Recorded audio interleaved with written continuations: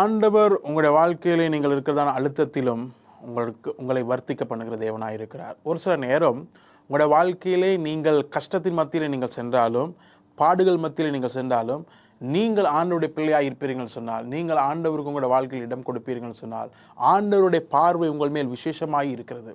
நீங்கள் ஆண்டவருடைய பார்வையில் விசேஷமானவர்களாக இருக்கிறீர்கள். நீங்கள் பார்ப்போம் என்று சொன்னால், யாத்ராகமம் 1வது அதிகாரம் 8 தொடக்கம் 14 வரையான வசனங்களிலே கடவுள் எங்களை, அதாவது தேவன் எங்களை அழுத்தத்தின் மத்தியில், கஷ்டத்தின் மத்தியிலும் தேவன் எங்களை செழிக்க செய்கிறவராக இருக்கிறார்.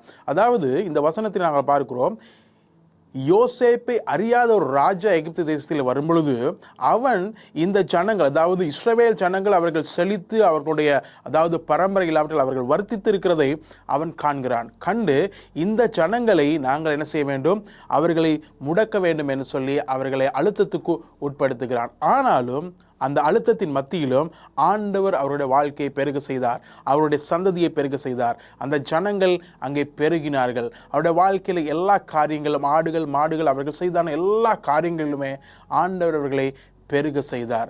எங்களுக்கு தெரியும், ஆண்டவர் மோசேயின் மூலமாக அவர்களை அழைத்து கொண்டு போகும் பொழுது குறைந்தது, அதாவது புருஷர்கள் மாத்திரம் 20 லட்சம் பேருக்கும் அதிகமாக இருந்தார்கள் என்று சொல்லி.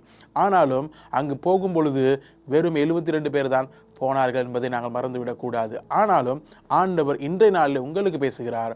உங்களோட வாழ்க்கையிலே நீங்கள் செல்கிறதான அழுத்தத்தின் மத்தியிலும் ஆண்டவரை நீங்கள் பிடித்துக் கொள்ளுங்கள். ஆண்டவர்கள் கொடுத்துக்கிறதான பொருத்தனை நீங்கள் இறுக்கமாய் பிடித்துக் கொள்ளுங்கள். ஆண்டவர் உங்களை வர்த்திக்க பண்ணுவார். தேவன் உங்களை ஆசீர்வதிப்பாராக.